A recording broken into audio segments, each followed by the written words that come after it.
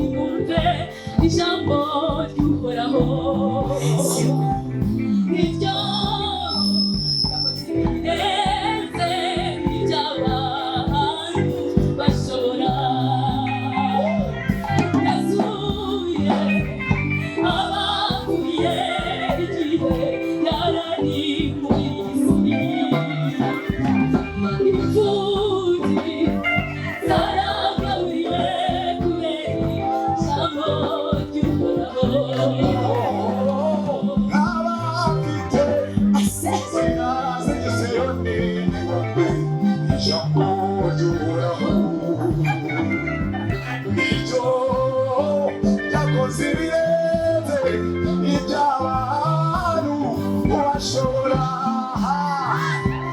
yazuye abapfuye igihe yarari muri isi imfubyi zaragaburiwe kubera ijambo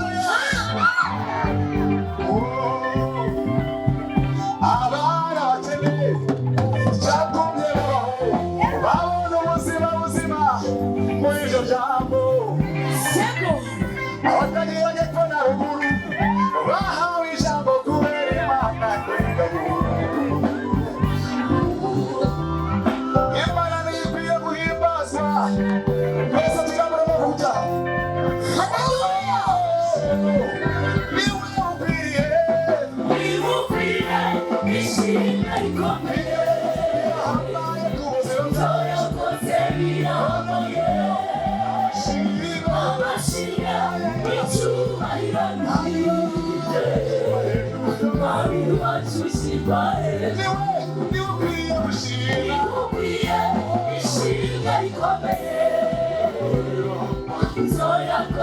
bihambaye amashimwe n'icyubahiro niye mwami wacu ushyirwa hejuru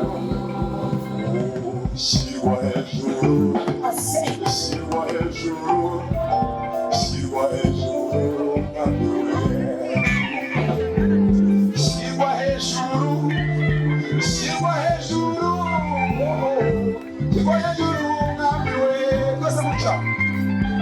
Abo wahaye abana tugaheka, tukazamura icyubahiro tubwira. shyirwa hejuru mwami we Abo wahaye kwiga tukarangiza. Shyirwa hejuru mwami we Abo wahaye kwambara tukarerwa. Nenda nenda ndogaza. shyirwa hejuru mwami we Abo wahaye gutamuka bikemera. Abandi barapfuye twese. shyirwa hejuru mwami we Abo wahaye kuramuka. Turi bazima yoyo. shyirwa hejuru mwami we bikwiye ishimwe rikomeye Zorakoze bihambaye amashimwe n'icyubahiro niye mwami wacu ushyirwa hejuru Haleluya. Mwami yakoze ibirenge ku buzima bwacu. Umuhereza icyubahiro. Haleluya. Yakoze Yesu.